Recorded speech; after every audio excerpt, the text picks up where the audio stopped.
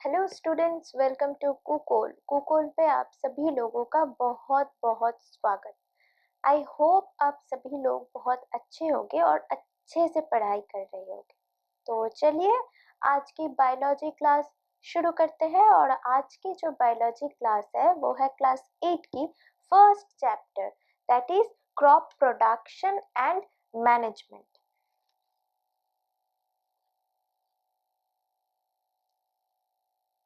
Crop production and management.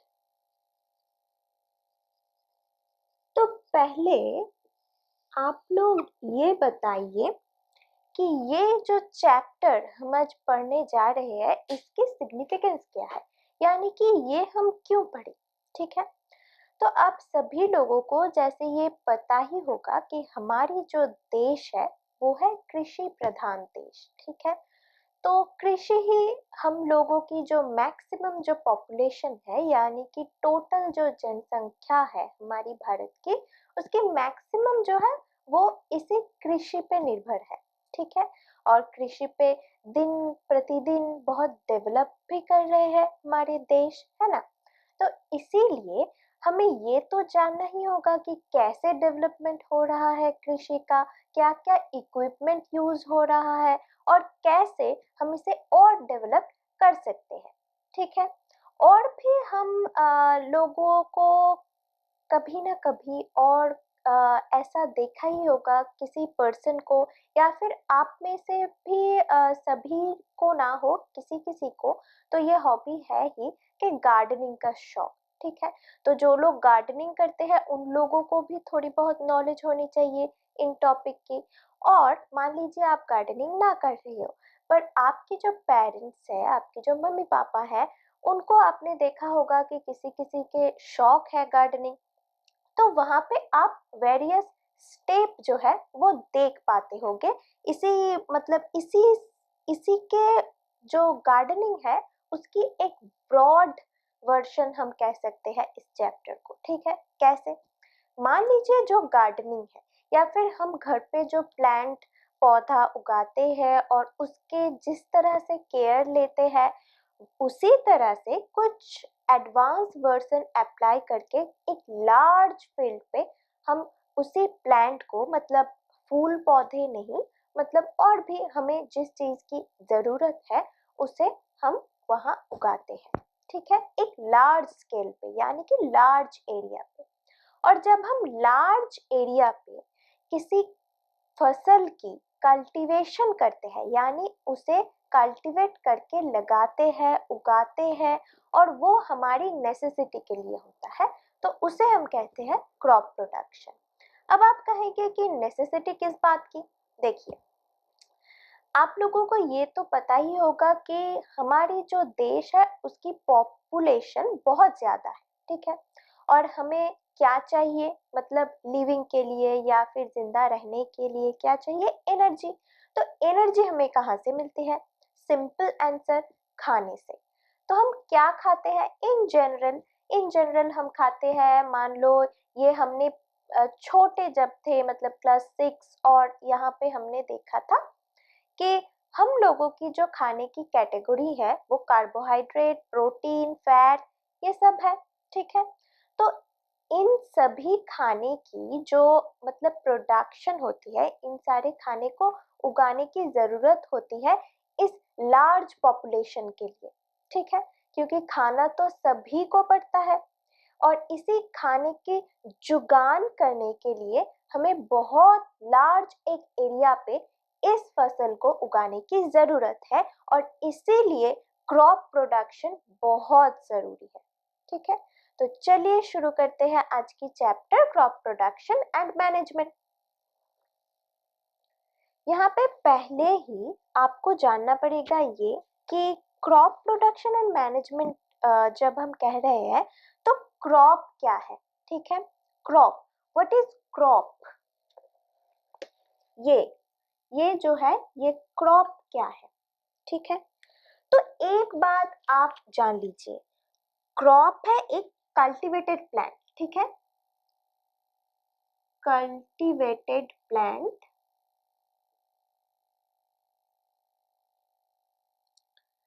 that is grown on a large scale. That is grown on a large scale.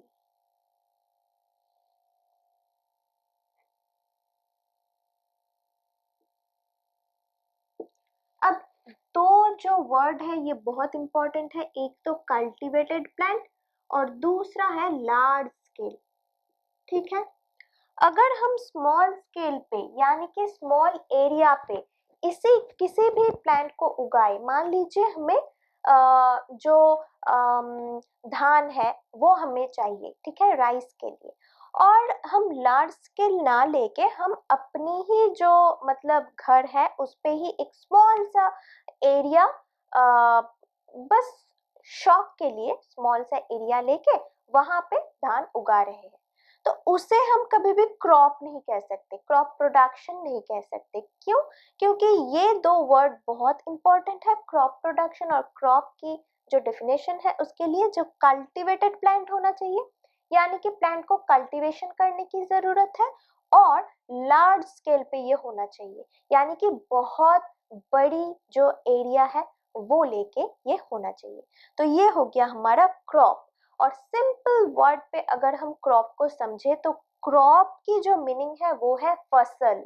ठीक है, फसल, जो फसल हम खाते हैं या फिर जो फसल हमारे लिए बहुत जरूरी होता है, जो फसल यानी कि धान हो गया आपका, बाजरा हो गया आपका, जो मतलब आटे के लिए जरूरत है, जौ गम, वो सारी चीज, व्हीट वगैरह, वो सारी चीज क्रॉप के अंडर ही पड़ता है। ठीक है, तो ये हो गया हमारा क्रॉप।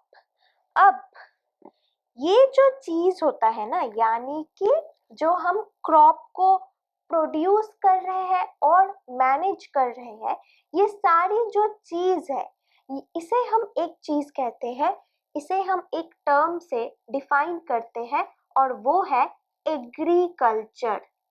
एग्रीकल्चर यानी कि जहां हम फसल के बारे में जो नॉलेज है वो गैदर करते हैं, एक प्रैक्टिस हम करते हैं कि कैसे फसल को उगाया जाए और कैसे कैसे डेवलपमेंट होना चाहिए फसल उगाने का, और ये क्रॉप प्रोडक्शन एंड मैनेजमेंट की भी जो डेवलपमेंट है वो भी हम करते हैं, कैसे प्रोसेस है वो भी हम जानते हैं। तो पूरा जो चीज है उसे हम एक टर्म से डिफाइन कर सकते हैं और वो है एग्रीकल्चर। ओके, तो फिर ये एग्रीकल्चर क्या है? एग्रीकल्चर है एक practice of cultivating plants and livestock, यानी कि प्लांट्स जो होते हैं और हमारी जो फसल होते हैं उनकी प्रैक्टिस ऑफ कल्टीवेशन, कल्टीवेशन की प्रैक्टिस जो होता है उसे हम कहते हैं एग्रीकल्चर, और ये हमारी एग्रीकल्चर के ही एक पार्ट है। ओके, हो गया। तो चैप्टर के स्टार्टिंग से एक मतलब कन्वर्सेशन और पहेली बोझों की एक सिचुएशन देके चैप्टर स्टार्ट किया जा रहा है। तो क्या कहा जा रहा है? Paheli and Bojho went to their uncle's house during the summer vacation. Their uncle is a farmer, यानी कि उनके अंकल जो है वो फार्मर है एक। तो हमने कहा था ना कि फार्मर मतलब जो भी प्लांट्स है उसकी कल्टीवेशन करना, मिट्टी की खुदाई से लेकर फसल जो है उसे गैदर करना, ये सारी चीज तो फार्मर ही करते हैं। तो फार्मर एक इम्पॉर्टेंट रोल प्ले करता है क्रॉप प्रोडक्शन मैनेजमेंट या फिर एग्रीकल्चर पे। ठीक है, there uncle is a farmer. One day they saw some tools like khurpi, sickle, shovel, plow, etc. in the field, यानी कि ये सारी जो इंस्ट्रूमेंट है आपने भी देखा होगा आइदर टीवी पे या फिर किसी की गांव की मतलब खेत पे, ये आपने देखा होगा किसी के घर पे है, ये सभी बहुत कॉमन है। ठीक है, ये सारी इंस्ट्रूमेंट, तो ये सब आपने देखा ही होगा। तो बोजो कह रहा है I want to know where and how we use these tool, यानी बोजो के दिमाग में ये आया कि इस टूल्स को मुझे जानना है कि कैसे यूज करते हैं और कहाँ यूज करते हैं। ठीक है, अब कहा गया है you have to learn that all living organism require food. जो हमने पहले कहा था कि हम है लिविंग ऑर्गेनिज्म, हम हो या फिर कैट, कोई डॉग, कोई काउ, या फिर कोई कीट पतंग जो है वो, या फिर सभी लोग प्लांट्स एनिमल्स, सभी लोगों को मतलब लिविंग के लिए, या फिर हम लोगों को मतलब जैसे हम सारी चीज करते हैं, हम जिंदा है, इसके लिए किसकी जरूरत है? इसके लिए फूड की जरूरत है। Plants can make their food themself, ये तो हम जानते ही है कि प्लांट्स फोटोसिंथेसिस करके खुद के खाना खुद बना लेते हैं। Can you recall how green plants synthesise their own food? या photosynthesis, animals including humans cannot make their own food, so where do animals get their food from? तो प्लांट्स मतलब एनिमल्स कहाँ से अपने फूड्स कलेक्ट करते हैं या फिर कहाँ से उन्हें फूड मिलता है, ये भी हमने बहुत छोटे में पढ़ा था। क्या कि एनिमल्स को फूड मिलता है प्लांट्स से, from plants. But first of all why do we have to eat food? मतलब ये क्वेश्चन भी करा जा रहा है कि हमें फूड तो चाहिए, पर फूड क्यों चाहिए? ये भी हमने बहुत मतलब पहले पढ़ाया हुआ है, और आप लोग भी छोटे जब थे तब आपने पढ़ा होगा कि ये जो फूड है वो हमें चाहिए एनर्जी के लिए, वो हमें चाहिए जो हमारी जो एक्टिविटीज है हमारे अंदर, जैसे कि रेस्पिरेशन हो गया, और भी मतलब सारे जो प्रोसेस है एक लिविंग बीइंग के इंटरनल प्रोसेस के लिए, उसके लिए भी जरूरी है, एनर्जी के लिए भी जरूरी है, सब कुछ के लिए फूड बहुत जरूरी होता है। You already know that energy from the food is utilized by organisms for carrying out their various body functions such as digestion, respiration and excretion. ये सारी चीज जो है हमारी बॉडी के अंदर होता रहता है, ये सभी लोग, आप सभी लोग तो ये जानते ही है। रेस्पिरेशन यानी हम जो सांस ले रहे हैं, और भी मतलब ह्यूज एक प्रोसेस है रेस्पिरेशन, हमारी बॉडी के अंदर होता है, तो इसे यहाँ पे कहा गया है। डाइजेशन यानी हमारी जो खाना वो हजम करने की जो पूरा प्रोसेस है वो, और एक्सक्रीशन यानी खाने के बाद अगर मान लो कि एक्सेस खाना, बॉडी को एक्सेस कुछ भी नहीं चाहिए, अगर एक्सेस कुछ हो जाए तो बॉडी के बाहर हम निकाल देते हैं, तो जिस प्रोसेस से हम निकाल देते हैं उस प्रोसेस को कहते हैं excretion. We get our food from plants or animals or both, यानी कि हम जो फूड खाते हैं वो हम आइदर प्लांट से लेते हैं और एनिमल से लेते हैं, और बोथ, ठीक है। लेकिन हम डायरेक्ट और इनडायरेक्टली डिपेंडेंट है प्लांट पे, ठीक है। हम जो एनिमल्स भी कंज्यूम करते हैं ना वो भी प्लांट पे ही डिपेंड है, ठीक है। तो प्लांट तो एक मेजर सोर्स हो गया हमारी फूड की। अब बोजो ने एक और क्वेश्चन किया है, since we all need food, how can we provide food to a large number of people in our country? याद रखिए, जब भी आप खुद के बारे में बात कर रहे हैं कि खुद कैसे खाएंगे या फिर कुछ नहीं, तो ये वाला चीज जो है फूड जो चैप्टर है उस चैप्टर पे हम पहले से ही पढ़ चुके हैं, ठीक है। अब द क्वेश्चन इज कि जो इंडिया है, जो हमारी भारत है, उसकी पॉपुलेशन, सारी की सारी पॉपुलेशन को खाना देना जरूरी होता है, क्योंकि ऐसा तो नहीं होगा ना कि कुछ लोग खाते होंगे और कुछ लोग ना खाते होंगे तो भी चलेगा, ऐसा नहीं होता। सबको खाना चाहिए होता है, हर लिविंग बीइंग को खाना चाहिए होता है, और उसके लिए एक लार्ज स्केल पे, मान लो एक बड़ी सी फील्ड है, बहुत बड़ी सी, तो उस फील्ड पे प्रोडक्शन होना जरूरी है।